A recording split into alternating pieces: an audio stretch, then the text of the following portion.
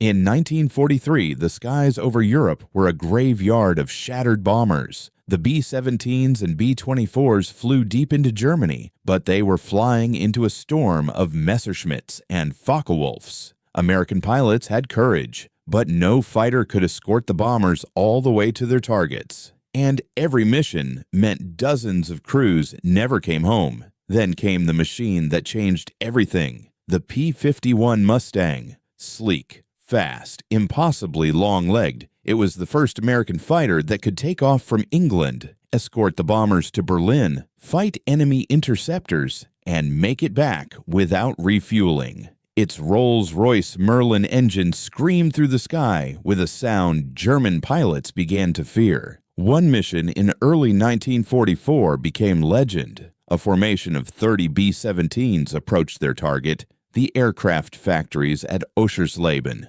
Waiting for them were more than 60 German fighters, including veteran aces with hundreds of kills. The Luftwaffe expected another easy slaughter, but just as the German fighters dove, black dots appeared high in the sun. Dozens of P-51 Mustangs dropped out of the sky in perfect formation, their silver wings flashing.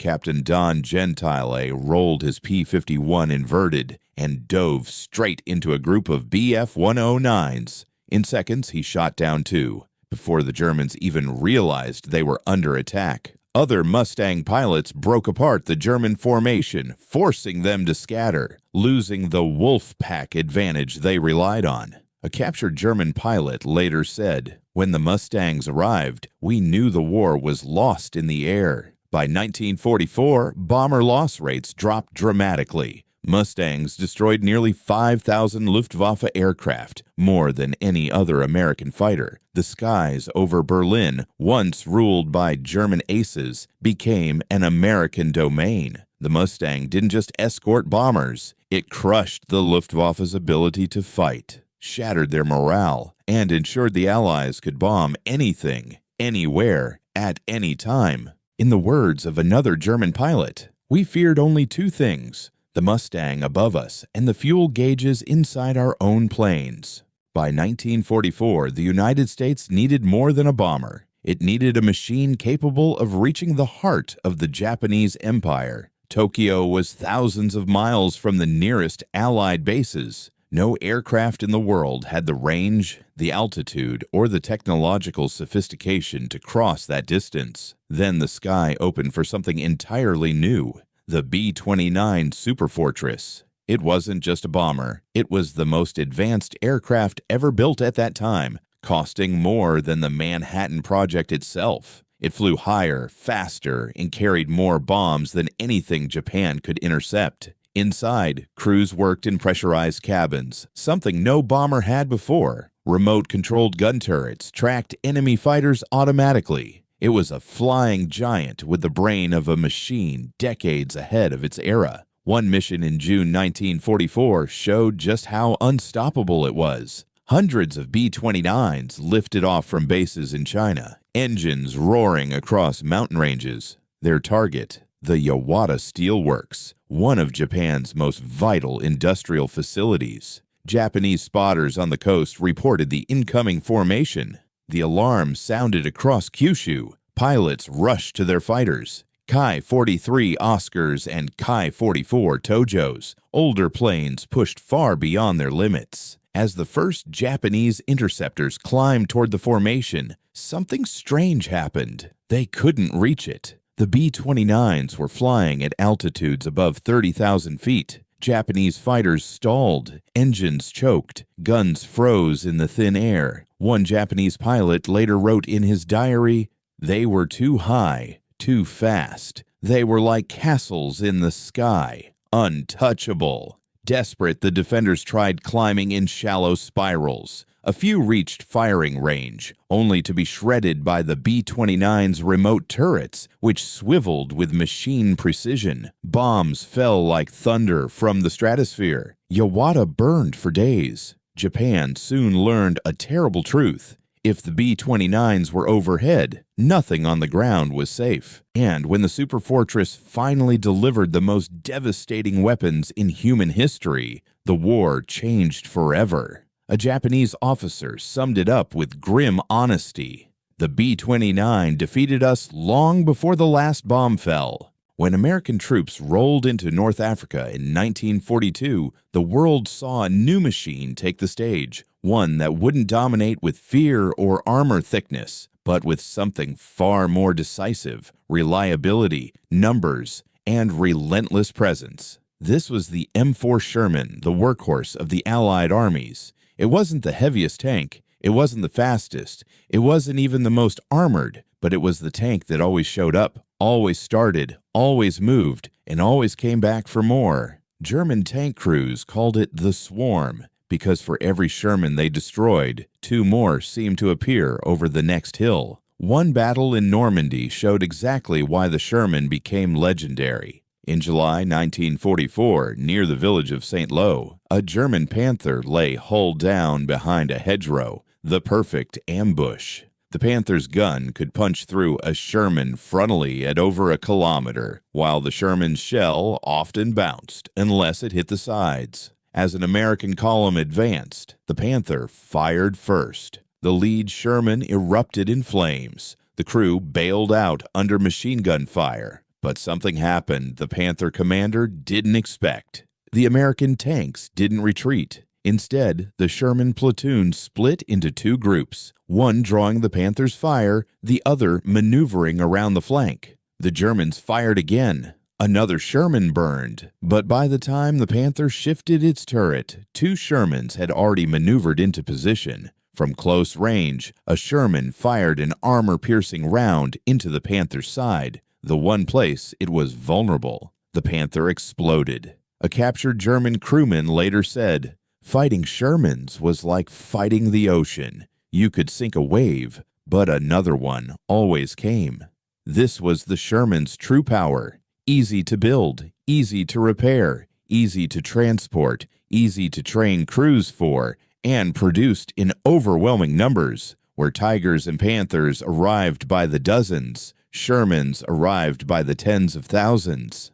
The Sherman didn't win battles individually. It won by being everywhere, all the time, in numbers no enemy could match. It was the tank of momentum, a machine that turned American industry into a weapon. In the words of a German officer, "They had more tanks than we had shells." Long before World War II, John Browning built a weapon so powerful and so perfectly engineered that by the time the war began, nothing else in the world could match it. It wasn't sleek, it wasn't elegant, but it was unstoppable. The Browning M250 caliber, the Ma Deuce. It became the beating heart of American firepower. Mounted on tanks, trucks, ships, bombers, fighters, anywhere it could fit, it became a force multiplier that changed every battlefield it touched. German soldiers called it Der Schwarze Tod, the Black Death, because when the M2 opened up, everything in its path, infantry, trucks, aircraft, even lightly armored vehicles, simply disintegrated. One moment from the Battle of the Bulge shows exactly why the M2 earned its terrifying reputation. In December 1944, as fog smothered the Ardennes, a column of American trucks moved along a frozen road near St. Vith.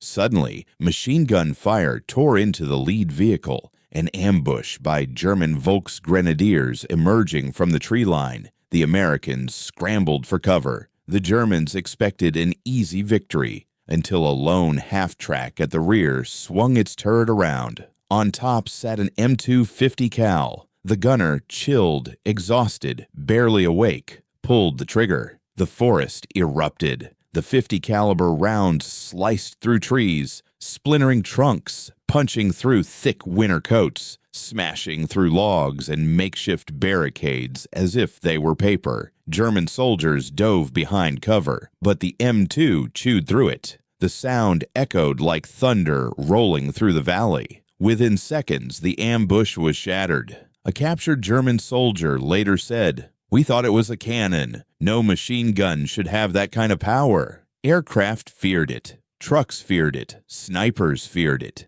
Even lightly armored tanks feared it. And the weapon didn't overheat easily, didn't jam often, didn't break. American crews joked, if the world ends, the last thing left will be cockroaches. And the M2. By the end of the war, it had become more than a machine gun. It was the icon of American dominance, the sound of Allied victory, and the weapon no enemy ever wanted to face again. Before World War II, no one imagined a wooden boat, fast, flat-bottomed, and built in Louisiana swamps, would become one of the most important American weapons of the entire war. But Andrew Higgins created something that changed amphibious warfare forever.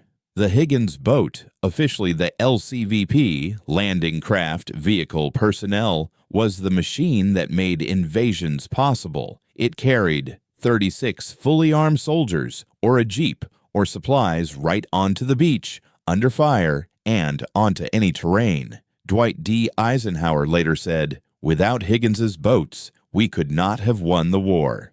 The clearest proof came on June 6, 1944, D-Day. As dawn broke over the Normandy coast, the first wave of American troops approached Omaha Beach. Inside their Higgins boats, soldiers braced themselves, soaked by freezing spray, hearing bullets ping against the metal ramp. German MG-42s screamed from the cliffs. Mortar rounds crashed into the water. The sea boiled with chaos. One Higgins boat in the first wave was hit repeatedly.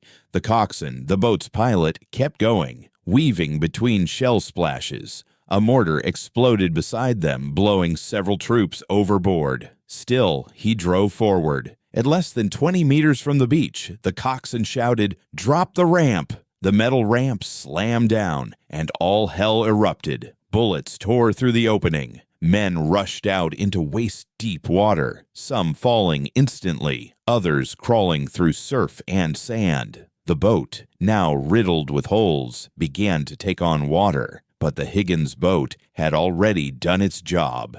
It had delivered soldiers exactly where they needed to be, fast enough, close enough, to begin the assault on Fortress Europe. German defenders were stunned. They expected slow ships, not hundreds of agile, shallow-draft craft appearing out of the morning fog. One German officer later said, "We thought we could stop the landings until we saw how fast the Americans kept arriving. Wave after wave, boat after boat, relentless." The Higgins boat didn't fire bullets. It didn't drop bombs. But it delivered the men and machines that cracked open Hitler's Atlantic Wall. And without those seemingly simple wooden boats, the greatest invasion in history would have been impossible. When the United States entered World War II, American infantry had one major weakness. They had no reliable way to stop a tank. Rifles couldn't penetrate armor. Grenades required suicidal distance. And German panzers were becoming faster, heavier, and deadlier with every campaign. Then came a strange, almost toy-like weapon, a metal tube with a shoulder rest and a rocket inside. Soldiers laughed at it at first, but the enemy stopped laughing very quickly. This was the M1 Bazooka, the first mass-produced American anti-tank rocket launcher. Light, simple, deadly. It gave a single infantryman the power to cripple armor that once took an entire squad to deal with. One battle in Italy revealed just how revolutionary it was. In October 1943, near the village of Dragoni, a German Panzer IV advanced down a narrow road, firing shells into American positions. The infantry was pinned. Rifles were useless. Mortars couldn't angle properly. Machine guns did nothing. Private Alden G. Bull Madison crawled forward with a weapon the Germans had never seen before, the bazooka. He took cover behind a stone wall, waited for the tank to rumble closer, and held his breath as the metal giant passed within meters of him. He stood, shouldered the tube, and fired. The rocket streaked out with a hiss, slamming into the side of the Panzer. A bright flash erupted. The tank lurched. Its engine stalled. Smoke poured out of the hatches. The German crew bailed out, stunned. Later, an officer reported, "We thought it was artillery, some new kind of cannon. We did not believe one man could do that." But the bazooka had limitations. It struggled against heavier armor like the Tiger and Panther, unless fired from dangerously close range. Still, its psychological effect was enormous. German troops began calling it der Donnerstab, the Thunderstick, and in the Pacific, it became invaluable against bunkers, caves, and fortified positions. Japanese soldiers feared its explosive punch more than grenades or rifle fire. The bazooka changed infantry warfare forever. It gave American soldiers something priceless: the ability to look at an approaching tank and know they could fight back. A single soldier could now change the outcome of a battle. By 1943, the Pacific Ocean had become the largest battlefield in human history. Islands were separated by thousands of miles, and whoever controlled the skies controlled the war. America needed floating airfields, not fragile experimental ones, but giants, fast, armored, able to launch entire squadrons and absorb massive damage. That's when America unveiled the Essex-class aircraft carriers, the backbone of naval power, the industrial sledgehammer that smashed Japan's empire. They were huge, capable of carrying over 90 aircraft. They were tough, armored decks that could take punishment and keep operating.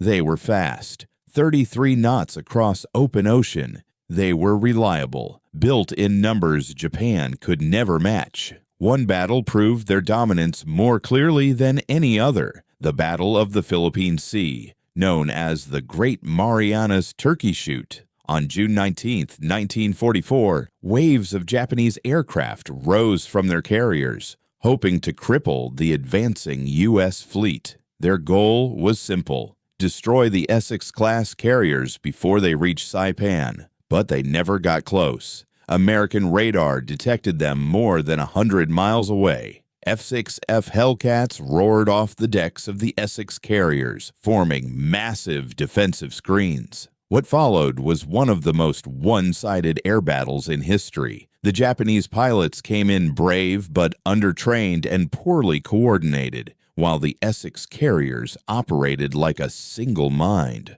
launching and recovering aircraft with machine-like precision. The sky turned into chaos. Hellcats diving from above, Japanese torpedo bombers weaving through flak, anti-aircraft guns thundering across the fleet, aircraft splashing into the sea one after another. By the end of the day, the Japanese Navy had lost over 350 planes. American losses, fewer than 30.